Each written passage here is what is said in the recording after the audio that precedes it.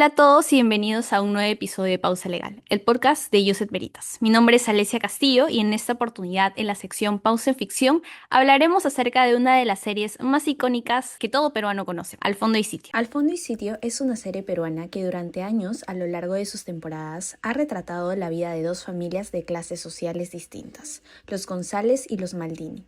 Matrimonios, separaciones, hijos, herencia y muchos más conflictos cotidianos son reflejados a lo largo de la serie.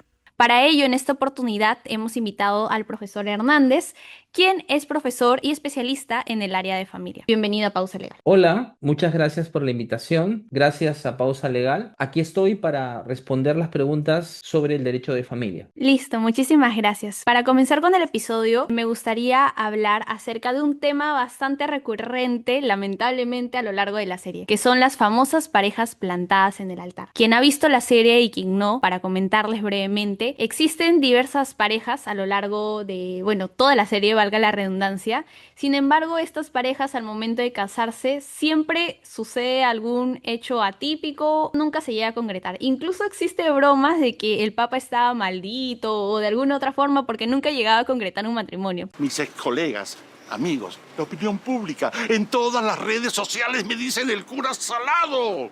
Soy el único sacerdote que no ha podido realizar ninguna boda sin algún contratiempo, por Dios. Así que en ese sentido me gustaría preguntarle acerca de las parejas plantadas en el altar. En este caso, ¿los novios plantados merecerían algún tipo de indemnización? ¿Estaríamos hablando de una ruptura de esponsales? Claro que sí. Nuestro código reconoce los esponsales. Los esponsales son la promesa recíproca, indubitable, de un futuro matrimonio. Entonces, esa promesa puede haberse materializado por la famosa pedida de mano, que muchas veces se graba, o también puede deducirse, por ejemplo, de una novia en el altar y el novio no llega. Ya se ha comprado la torta, tenemos la relación de invitados, tenemos todo pagado. Entonces, cuando una persona rompe de modo exclusivo, de modo unilateral, la promesa de matrimonio que ha efectuado y sin ninguna justificación, evidentemente, tiene que pagar a la persona que ha sido afectada. A eso se le conoce como la ruptura de los esponsales. Y esa indemnización tiene que cubrir el daño a la persona y el daño a los terceros, que puede ser que hayan hecho gastos para el matrimonio. Pueden revocarse las donaciones que se han hecho uno en favor de otro. Y para eso tienen el plazo de 1 año. Listo. En ese sentido, doctor, la persona que desea recuperar, por así decirlo, tal vez el dinero invertido en la boda, ¿tendría que acudir a algún juez para que pueda pedir dicha indemnización o cómo más o menos es ese proceso? La ruptura de los esponsales se tramitan con un proceso ante el juez de familia, que es el encargado de ver estos temas. Ahora, ya dejando de lado un poco acerca de las parejas plantadas en el altar, me gustaría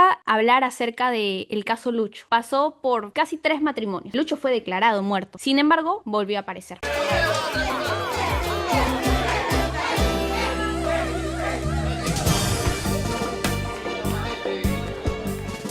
Grace. Don Gil.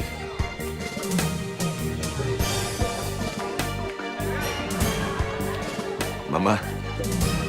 En ese sentido, acerca del primer matrimonio de Charo y Lucho, quisiera preguntarle, ¿Charo y Lucho siguen casados o después de su declaración de muerte, porque hubo una declaración de muerte, pero apareció después de unos años con una nueva familia, este matrimonio vendría aún siendo válido? ¿O tendrían que volver a casarse? ¿O qué tipo de procedimiento se seguiría en este caso? El matrimonio ya no tiene valor. Cuando hay una persona, como en este caso Lucho, que ha sido declarado muerto presunto, se ha dado por fin a su existencia. Y en este caso Charo podría volver a casarse o casarse con otra persona. Creo que en la serie se casó con el Platanazo, me parece. Eso sería absolutamente válido. Lucho podría recuperar y reivindicar sus bienes con un procedimiento que es de reconocimiento de existencia, pero no puede recuperar el amor. El amor ya lo perdió. Y así está regulado dentro de nuestra legislación. Entonces, el matrimonio de Charo con el Platanazo tiene valor. Lucho perdió el amor, pero los bienes los podría recuperar. Pero allí, como él ha fingido su muerte, probablemente ha tenido que suplantar la identidad de otra persona. Entonces Lucho habría cometido también un delito. Sí, así es. Justo Lucho llega al momento de la boda de Charo y el platanoso, bueno, Raúl. Y bueno, justo creo que muchos de los fans tenían duda si aún es válido, aún no es válido. Incluso creo que la serie ellos estaban a punto de casar y ahí es cuando aparece Reina. ¿Qué pasa?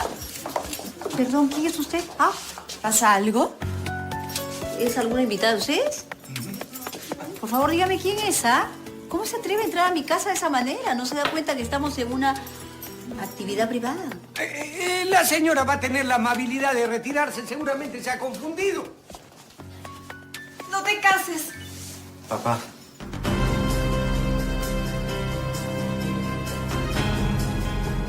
Ahora pasando un poco acerca de la responsabilidad que vendría a enfrentar Lucho, como usted ya mencionó, existe ciertas cosas que él tendría que ponerse y ser responsable respecto a su falta. Sin embargo, también me gustaría preguntarle acerca de sus hijos. Hubo un tiempo en el que Lucho no estuvo presente y Charo prácticamente tuvo que encargarse de los gastos que generaran sus hijos. Bueno, en el caso de Joel, él ya era mayor de edad, generaba sus ingresos. Grace estaba estudiando en la universidad. Y bueno, en el caso de Jaimito, él vendría a ser un menor de edad. Lucho tendría que dar alguna especie de dinero por este tiempo que se mantuvo ausente, o cómo es que podría llegar a funcionar este caso. En el caso de los alimentos, de acuerdo a lo que hemos visto en la serie, por lo menos él no fue demandado nunca. Quien nunca fue demandado no tiene que pagar nada por alimentos. Pero sí existen, nosotros en nuestra costumbre legal no lo hacemos, pero esto en la legislación comparada y en jurisprudencia internacional ocurre con frecuencia. Tenemos la posibilidad de recurrir a la petición de daños o indemnización por daños producidos en las relaciones familiares. Los hijos tienen el derecho a ser indemnizados por no haber sido visitados por sus padres o por el incumplimiento de las obligaciones alimenticias. Es decir, los daños pueden ser múltiples y todo daño puede ser indemnizado. Entonces, los daños que debe de pagar una persona dentro del derecho de familia no son únicamente los que están regulados explícitamente en el libro de familia. También podemos recurrir a indemnización o responsabilidad civil extracontractual. Y justo también relacionado a Lucho y sus múltiples parejas, me gustaría tocar acerca de las infidelidades. ¿Hay consecuencias legales de la infidelidad en el matrimonio? Asimismo, ¿se podría hablar de algún tipo de indemnización por daños y perjuicios ocasionados por culpa del que cometió la infidelidad? Claro que sí. El que ha cometido la infidelidad debe de pagar e indemnizar al cónyuge inocente dentro de un proceso de divorcio. La fidelidad, que es un deber de carácter personal dentro del matrimonio, se protege por dos causales de divorcio. Una de ellas es el adulterio, que consiste en tener relaciones sexuales con una persona distinta al cónyuge. Y la otra es la conducta deshonrosa, que atenta contra la fidelidad moral. En cualquiera de las dos circunstancias, el artículo 351 del Código Civil establece el daño moral como un daño que sería la aflicción, el sufrimiento, la congoja, y que debe de ser merituado de manera prudencial por el juez en el proceso de divorcio-sanción. La jurisprudencia ha extendido esta norma legal que solamente reconocía indemnización por daño moral hacia el daño a la persona, que también se tiene que resarcir. Listo, muchas gracias. Creo que ya nos queda un poco claros para todas las personas tal vez que ojalá no estén pasando por un proceso de divorcio y haya sido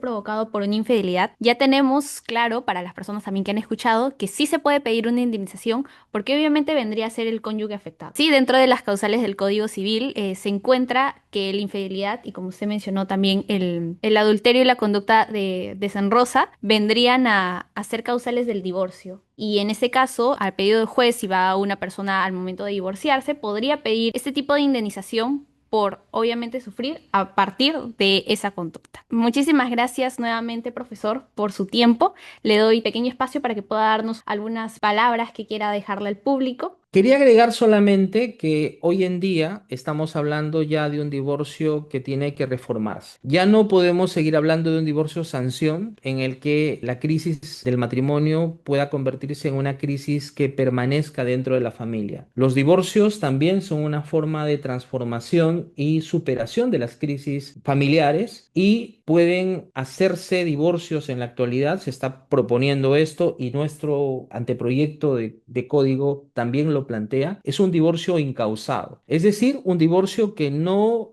busque la inculpación de uno y otro. Esto no significa que se deje de lado a quien ha sufrido o ha sido dejado dentro de la relación. Para eso tenemos la llamada pensión compensatoria o también la indemnización. Entonces, en la actualidad, por ejemplo, ha salido hace poco una casación de nuestra Corte Suprema que ha establecido que en los casos en los cuales existe una demanda de divorcio sanción, por ejemplo, adulterio, como hemos conversado, y por el otro lado existe una demanda por separación de hecho, el juez deba de pronunciarse por la separación de hecho. Y dentro de la separación de hecho, evalúe la procedibilidad de la indemnización por separación de hecho y tenga en cuenta los elementos de culpa para la fundabilidad de la indemnización por separación de hecho y para el establecimiento del quantum indemnizatorio. Entonces, la persona que es infiel igual va a pagar, pero se busca que el divorcio sea un divorcio que no sea producto de la imputación de hechos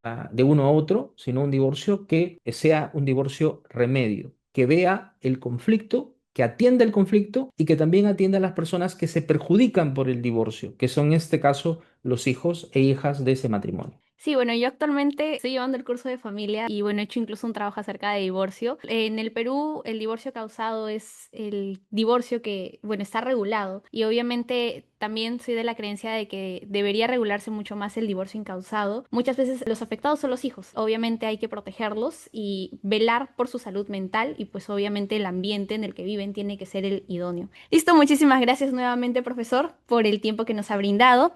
Espero también pausitas para que todas las personas que nos estén escuchando hayan podido aprender un poco más acerca del tema de familia y qué mejor de la mano de Al Fondo y Sitio, que es una serie que muchos peruanos conocemos. Muchísimas gracias y hasta un nuevo episodio.